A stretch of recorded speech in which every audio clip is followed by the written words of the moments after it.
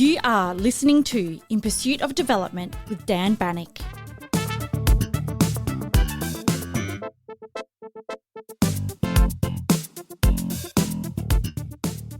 Five years ago, when I began recording this podcast, the global conversation on development was already changing. But few of us could have predicted how dramatically it would shift.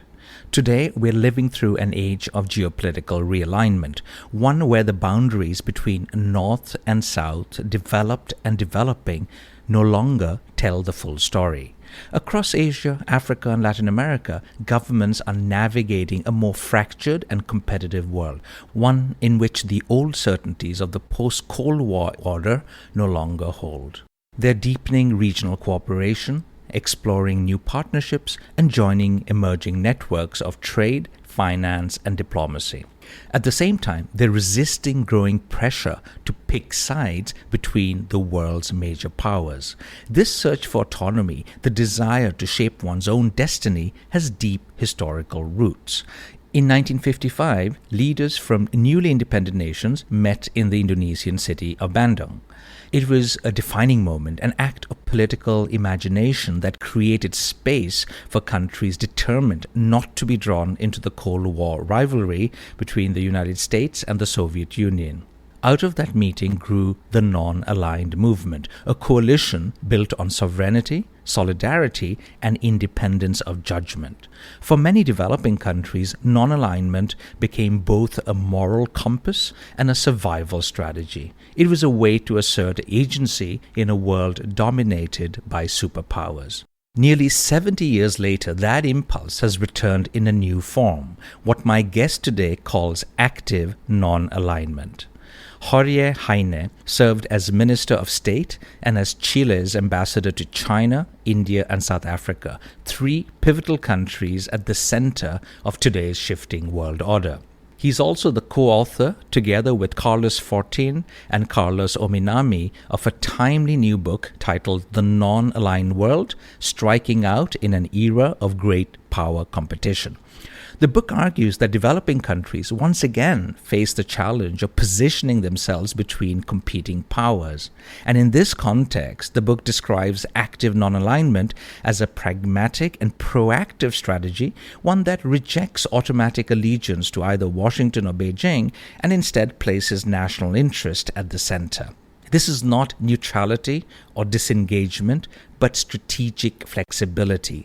Playing the field, so to speak, to expand diplomatic options, attract investment, and strengthen autonomy. In our conversation, we explore how non-alignment has evolved from Bandung to BRICS and why it continues to inspire nations striving for dignity, security, and development in a polarized world. We also discuss the opportunities and dilemmas of this new diplomacy and what it reveals about power, principle, and pragmatism in the 21st century. If you enjoyed this episode and you've been enjoying Season 6 of this show, I'd love to hear your thoughts. Please take a moment to share your feedback, and if you haven't already, follow or subscribe to In Pursuit of Development wherever you listen to podcasts. And do help spread the word within your networks. It's the best way to keep these global conversations alive and growing.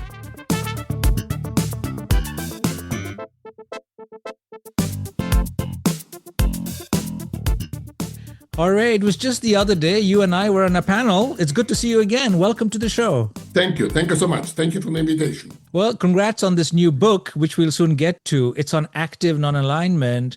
But I want to get us started with what is a very important theme, I would say, of Season 6 of my show, which is this phenomenal rise of the Global South. And you and I have discussed this on an earlier panel, but I wanted your take on how you see the Global South in many ways changing. And I'm asking you this particularly since you've been Chile's ambassador to South Africa, to India, and China. This was a few decades ago, of course, but how do you see this phenomenal rise? And did you actually see the seeds being planted even, let's say, 2-3 decades ago?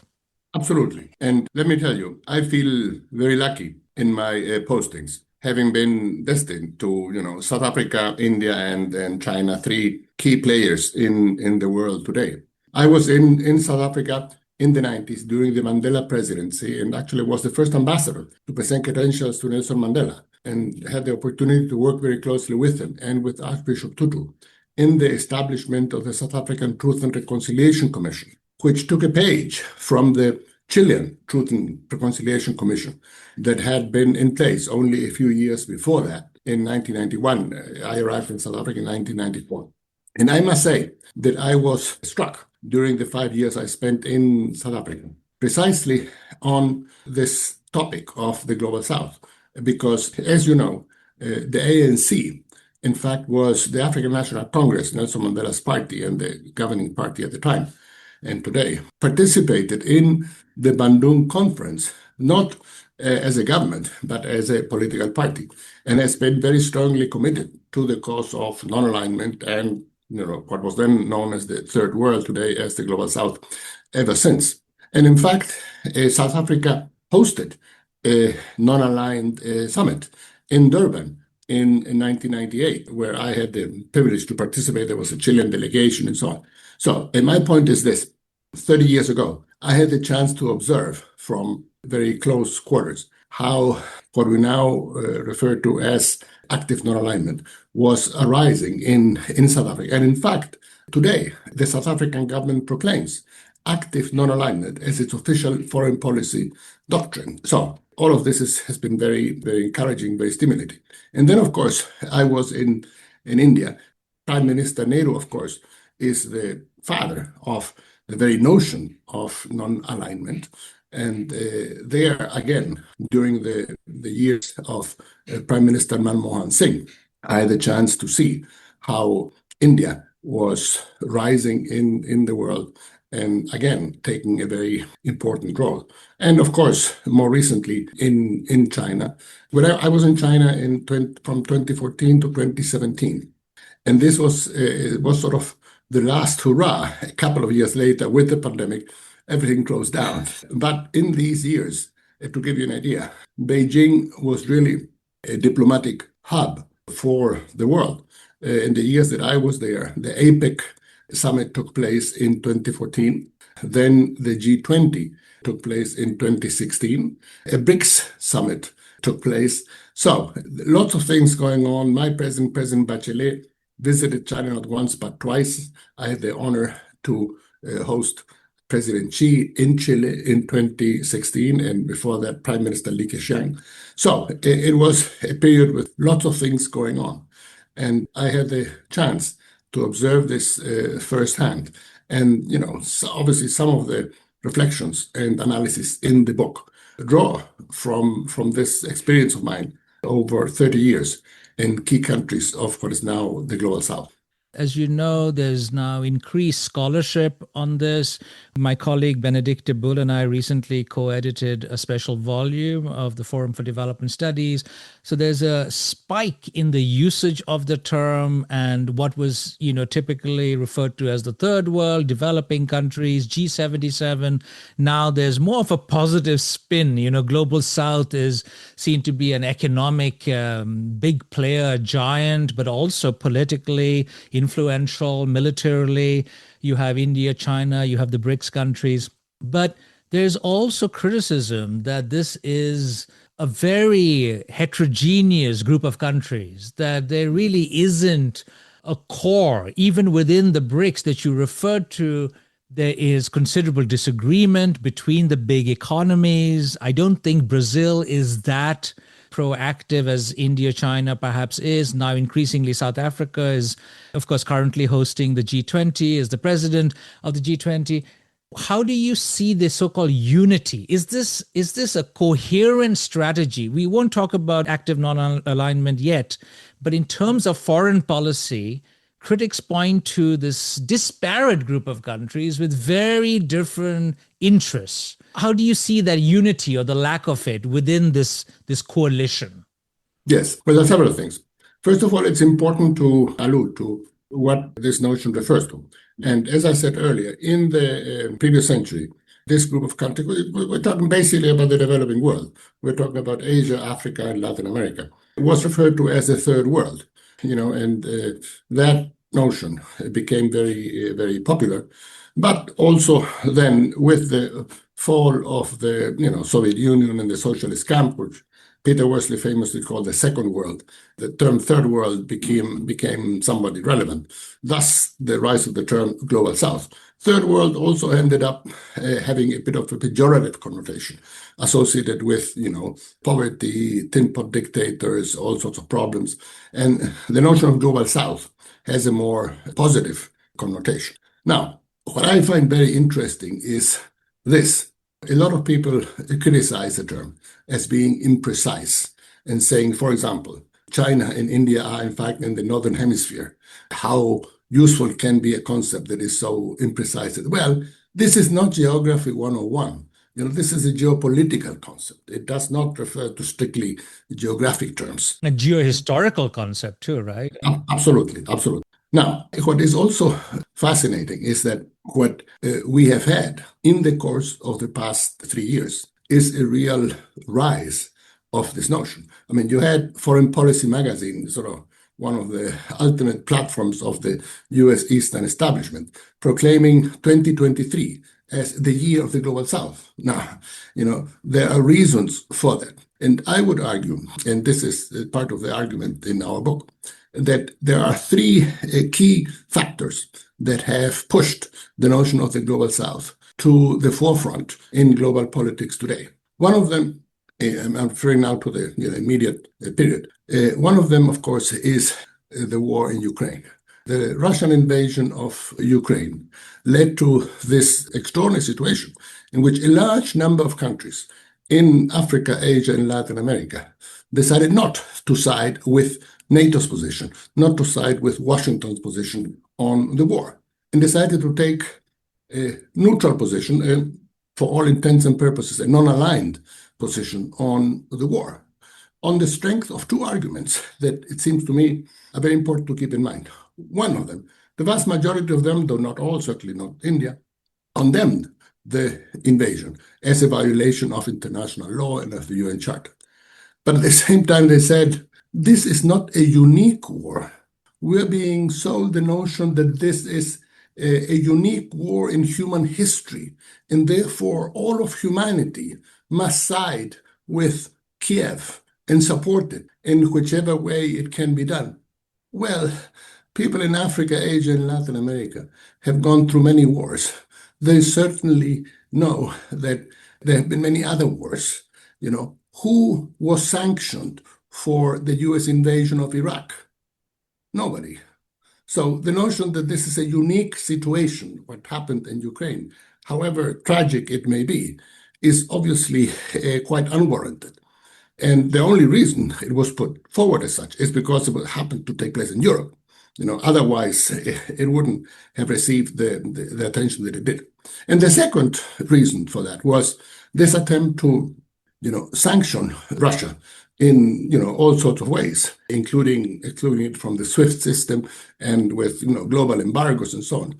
Again, who proposed that the United States should be sanctioned because of the totally unwarranted, unjustified invasion of Iraq? Nobody. So, these are basically strategic decisions made to further Western interests rather than reflecting the realities on the ground. That was one. The second was BRICS expansion. In 2023, in my old stomping grounds of Johannesburg, BRICS expanded from the 5 members originally had to what are now 10 members. And that, of course, gave an additional boost to this group, which is really a platform. It's not really, some sort of international organization or so. It's an informal group, a platform. And here it is important to underscore the following. Russia and China are obviously not part of the Global South. But the BRICS has evolved into a platform not of the Global South, but for the Global South, in the sense that it's taken up the issues of the Global South, certainly in a way that, say, the G7 has not. And the third very important factor, and one that is still very important in current today, is the war in Gaza. The war in Gaza and the very different attitude that was taken up by Western powers on what is happening in Gaza. A war certainly provoked by the totally unwarranted action of Hamas on 7 October 2023. But what we are seeing now with, I think it's 50,000 civilians killed, 20,000 children, more children have been killed in Gaza in this 2.5 years than were killed in all wars in the world in the past 5 years, which gives an indication of the tragedy of the situation. Yet the reaction in Europe, in the United States, not only has been muted, in fact, these killings have taken place with weapons provided by the United States and by Germany, most prominently. So the notion here that Europe embodies the defense of universal human rights has been thoroughly debunked.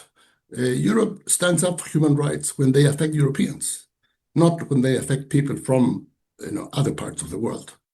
Yeah, it seems to me that when the so-called global South was growing economically, the markets were expanding, markets for Western products, flooding into India and China and other parts of the global South.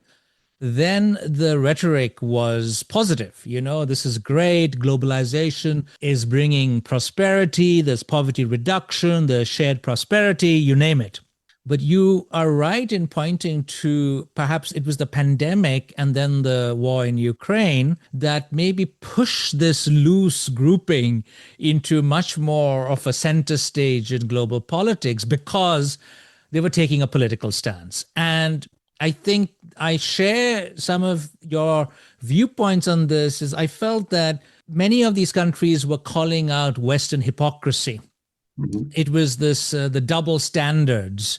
And I think in your book, you have a quote by the Indian Foreign Minister, Jaishankar, when he says, why is it that whenever you guys in Europe have a problem, we are supposed to come and help? But what about our problems? And for the last few years, Hari, I've been thinking more and more about this as the defining sort of issue that separates the North and the South. It seems that the South still is, of course, and rightly so, obsessed with development, its economic development, its jobs, its poverty reduction. It is lifting people out of poverty. It is focusing on the basic needs. And it feels that these problems, both in terms of, say, development finance, in terms of how the multilateral system is working, it just isn't working for them.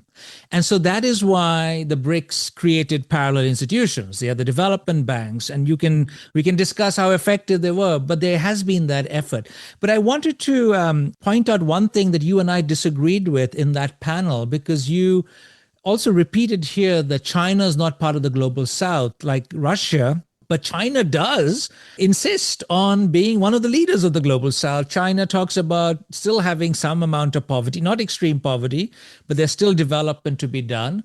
It positions itself, and some critics point out that it very conveniently positions itself as a member of the global South when it suits it. But it has been rather consistent. So why do you say that China isn't a part of the global South? Well, I will say this. Let's hark back to Bandung, 1955. There were all these great leaders, Nehru, Nasser, Sukarno, and so on. And so was Zhou Enlai. Now, what is interesting to note, this was the founding moment for the non-aligned movement that will be formally established later on in Belgrade in 1961. But even then, China did not define itself, did not see itself as part of the non-aligned movement, but rather as a friend, as an associate of the non-aligned movement. So China, the old expression, the Middle Kingdom, has always considered itself to be a bit sort of the center of the world. And in that sense, doesn't see itself much of a joiner. It is the center. And thus, it seems to me it's important to understand that China has embraced many of the causes of the Global South and has, as you quite rightly say, realized that development is the key challenge for countries in Latin America, Asia, and Africa. And you have the AIIB, you have the Belt and Road Initiative, you have the New Development Bank. In that sense, China has realized much more effectively and sooner than Western countries have that for countries of the Global South, the challenge is development, not other things. But it is not part of the Global South. It competes with the United States for primacy in world politics. So we cannot very well put it as a member of the Global South. So I make that distinction. But you can have a situation, Hari, where China, as part of the global south, can compete with the United States, which is part of the global north? Or do you see the term itself limiting? I mean, if China is not comfortable or was not comfortable during the Bandung conference to take sides or support NAM, you could say that's a political decision, did not want to pick sides between the Soviet Union and the United States. But you could say that economically it wishes to be part of the global south. Politically, maybe it challenges the dominance of the United States. Well, let me put it this way. As we try to understand what is happening in world politics, it is critical to understand the dynamic that is going on. And we are living through, as you know very well, a major crisis. Some refer to it as a polycrisis, with pandemics, wars, climate change, famines, droughts, and so on. A very difficult situation, perhaps the worst the world has seen since World War II. Now, I would argue that in that context, the central dynamic is still provided by the conflict, the tensions, the spat, however you want to call it, between Beijing and Washington.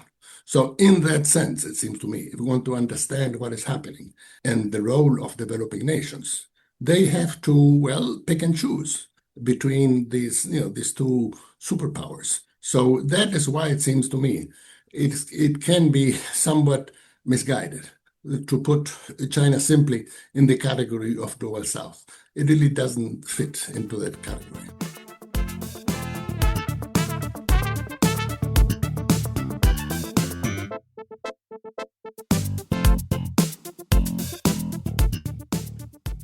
In this situation where countries are being asked to pick sides, you have been arguing together with your co-authors in this new book, but you've been arguing this for the last 5 years, I'm told, for this concept of active non-alignment. So rather than picking sides, you want countries, or countries are saying to you, and you observe that they're actually playing the field.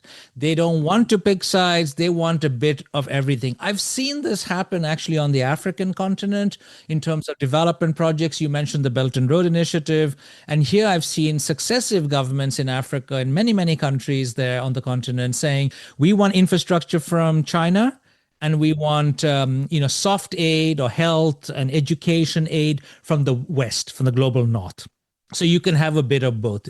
And yet you have certain countries, notably the United States, perhaps insisting often that countries and leaders pick sides. You mentioned the war in Ukraine, and I know that in my own country, Norway, I was interacting with the Ministry of Foreign Affairs, and they were very puzzled that India, the world's largest democracy, chose not to side with the global North in condemning Russia the way the global North was. And so I find that to be, quite interesting, how this is happening. So explain to us how you understand active non-alignment. Yes. What we are saying is that because there is this contest, because there is this competition between the United States and China that has some parallels with the competition that took place between the United States and the Soviet Union in the 20th century during the Cold War. The notion of non-alignment provides us with an entry into understanding this dynamic. And that is why we take a page from it in this notion. But at the same time, we adapt it to the realities of the 21st century, realities in which countries from the global south have grown economically and trade, investment, and so on. The rise of India, of course, and of China are the best examples of that. But we also have Indonesia, Turkey, Brazil, Mexico, and so on. So it's a very different reality. In the 1970s, South-South trade was about 20% of global trade. Today, it's more than 50%. Something similar can be said about flows of FDI and so on. So the terms I like to use is that in the 20th century, the Third World, what was then the Third World, depended on what was known as the diplomatie de carrière de doléance, that is victimhood diplomacy, embodied in the demands for the new international economic order. We need massive transfers of resources to compensate for colonialism, slavery, and exploitation. Well, that didn't happen. It didn't go anywhere. Today, the term that seems to me represents much better the realities of the global south is collective financial statecraft.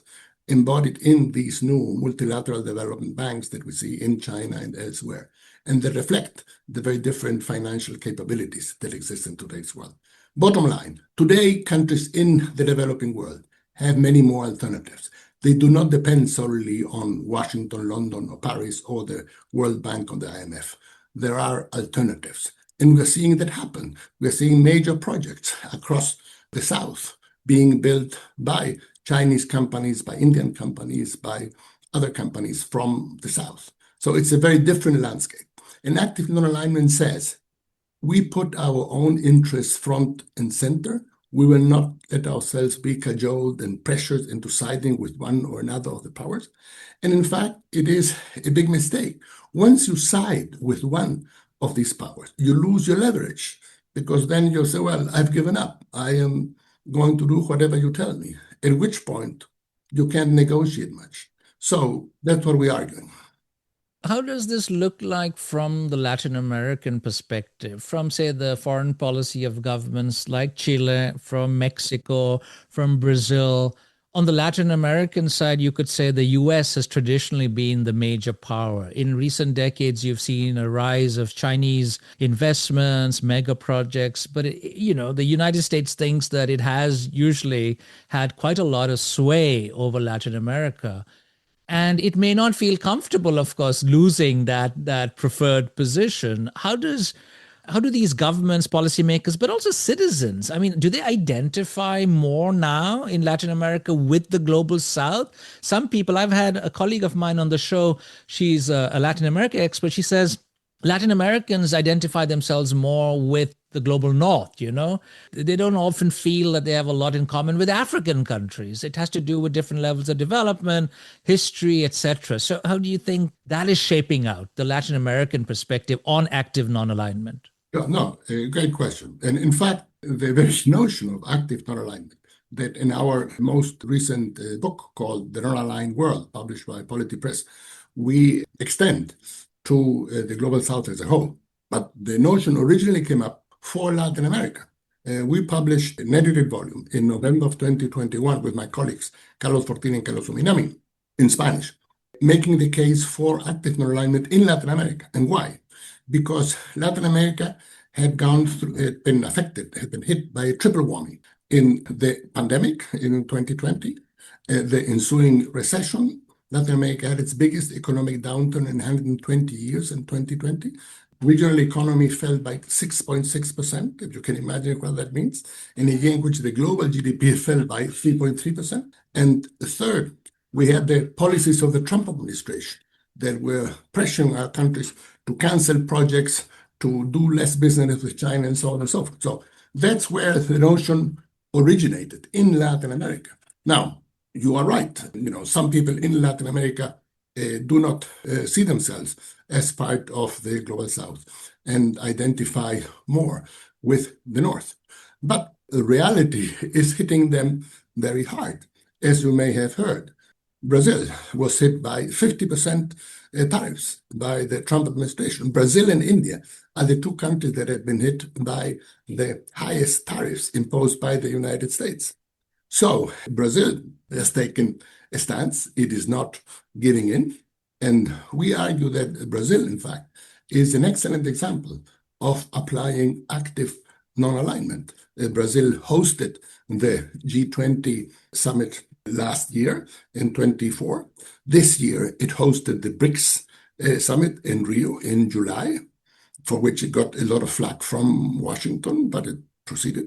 And it will be hosting COP30 in November. So Brazil has become, again, a very significant diplomatic hub. And President Lula embodies in many ways this notion of active non-alignment, not giving in to the pressures of the North. But mind you, here is very important to underscore the following. Within the BRICS, as you quite rightly point out, there are different views, there's no unanimity and so on. And you could argue that you have at least two groups, one of them made by Russia and China, that would like to make BRICS into basically an anti-Western platform. And then you have India and Brazil and South Africa, let's talk about their traditional members, that have a different stance.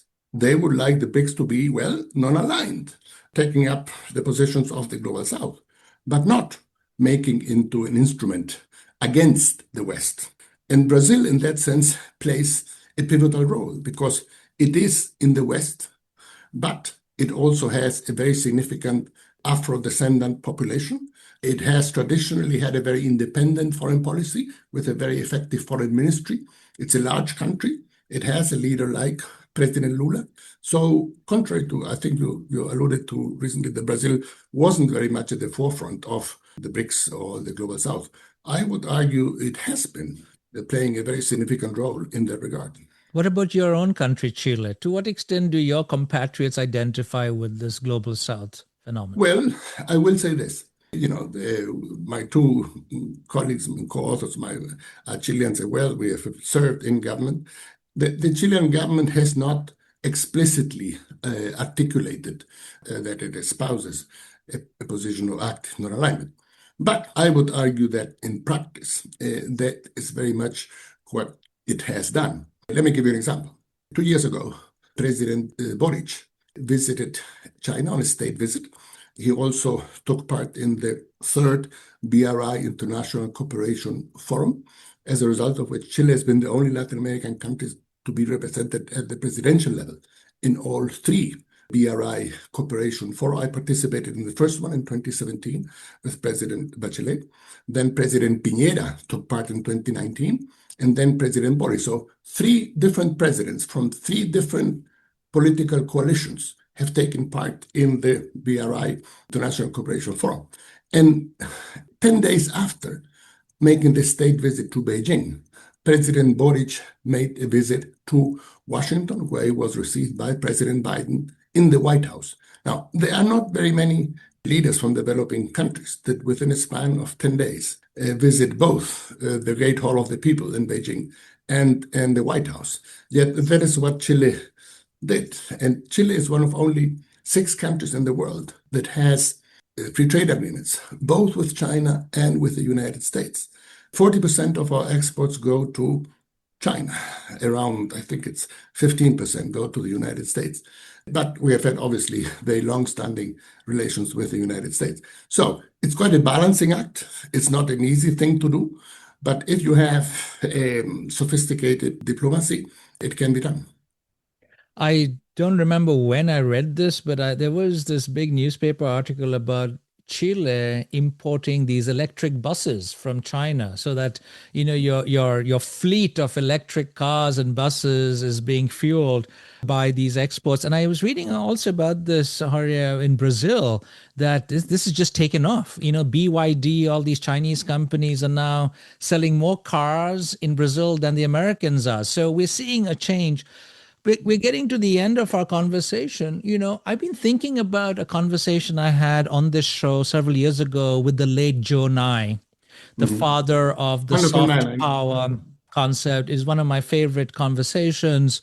Unfortunately, he passed away a few months ago. And we were talking about, some of his original, the ideas of soft power, the idea that in foreign policy, it was about winning hearts and minds. And this is something that has stood America, the United States, in good stead for decades. It is about appealing to the attractiveness of one's culture, persuading others to do something for you without using force, but attraction.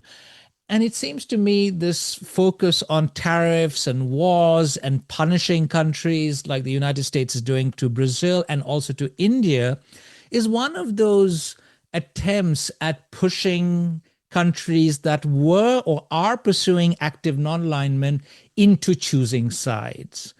And so do you see a shift in that maybe going forward with the threat of such punitive measures only increasing, that pursuing such an active non-aligned policy is going to be increasingly difficult, even for big powers and big economies like India and Brazil? And, I shudder to think what would happen to smaller economies. Any thoughts you have on that? Well, first of all, on Joe Nye, I was privileged to host a book talk on his latest book, his memoirs, A Life in the American Century. in January at Boston University, where I taught until June, and was, obviously very saddened by his departure in March. A wonderful man, one of the great IR theorists. We happened to disagree a bit, and we talked about it on the issue of the BRICS. He was quite skeptical on the BRICS. I am not. Now, in response to your question, I will say this. You are right, of course, about soft power and how the United States, with the measures that it has been enacting, it is basically, giving up on soft power. But on the question of choosing sides, I will say this. I believe very strongly that even if leaders feel, for ideological or other reasons, compelled to try to choose sides and say, well, I will side with, say, Washington no matter what, the structure of the international system will not allow it. And let me give you an example. President Milei of Argentina was elected basically on an anti-China platform. And he denounced China in the strongest terms while a candidate.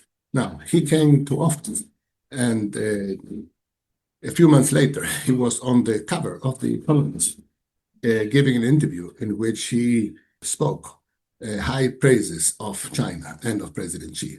Now, why is that? That is because Argentina has a very high foreign debt. China is one country that has provided it with credit to be able to pay down that debt.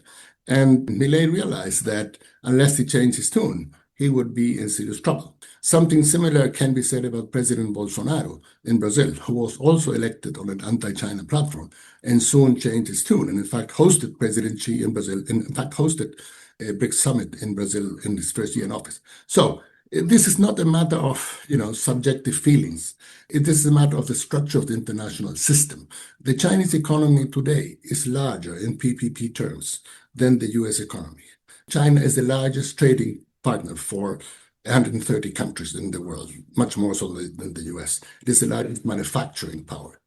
So the notion that you can somehow, I don't know, break off relations with China, stop doing business with China, is just not in the cards. Even if governments wanted to, the Argentine economy is geared towards exporting soybeans to China. That is the main agricultural activity in Argentina today. Even if the government wanted to stop that, it couldn't. So there are certain structural imperatives here that are very difficult to ignore.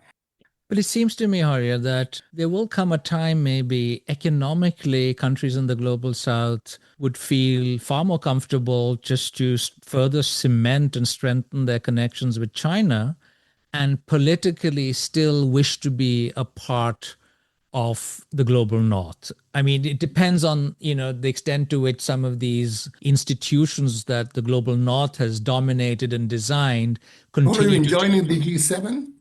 You see countries in the global being invited to join. They are not going to be invited to do. Exactly. Clubs. But that's why I think the G20 has assumed quite a lot of importance given the last four presidencies, right? So you see much more of Brazil's and India's trying to shape the global discourse. So you could technically, I'm just thinking out loud, you could technically have a situation where the United States just stops trying to punish, even without tariffs. If one of the superpowers is not delivering, then automatically countries are being pushed towards the other. I mean, that's one way naturally things would get corrected. Maybe you'd have a unipolar system again, I don't know. So if you were to predict the next 5 years of the global South's alignment, do you still think playing the field is the strategy, or will you see some minor shifts here and there? No, I think playing the field is still the basic strategy. Why? Because basically what you want to do is you keep your options open. And on certain issues, you will side with the United States, say on democracy and human rights. Obviously, countries, say in Latin America, will have much more in common with the United States than with China. On the other hand, say on trade or on technology transfer, you will have more in common with China. So it's a bit of a smorgasbord, to come up with a Scandinavian term. You pick and choose, and then you move forward. And China will never ask you to choose sides, you think, in the future? Well, I mean, China obviously doesn't impose the sort of overt conditionalities that, say, the IMF, the World Bank, or Washington imposes. Now, obviously, China is not in the business of charity. Its foreign policy is not based on philanthropy. It has its own interests. And obviously, it will expect, say, certain countries to vote with China on the UN, in the UN on certain issues. I mean, this is how international politics works. But the point I'm trying to make is that in the end, what this is about is to keep your options open and to, maximize your leverage by negotiating on some issues who offers the best deal. I mean, let me give you an example. The port of Chancay, you may have heard of, in Peru, that was recently built and inaugurated last year, built by a Chinese company, COSCO, $1.3 billion project, ultimately to cost $3.6 billion, built by this Chinese company in association with a Peruvian company. This was a private Peruvian initiative of a company, Volcan, that saw this port, that owned the land, and they went out into international capital market. They spoke with European investors. They spoke with US investors. There was no interest in being part of it. This Chinese company, COSCO, came through, and they built the port. It is now the most advanced deep water port on the west coast of South America. Can you blame Peru for building this with a Chinese company? How could you do that? So these are the realities we are facing. Congratulations on yet another new book. And it was such a pleasure to have you on the show. Thank you very much. Thank you for the opportunity. Have a good evening.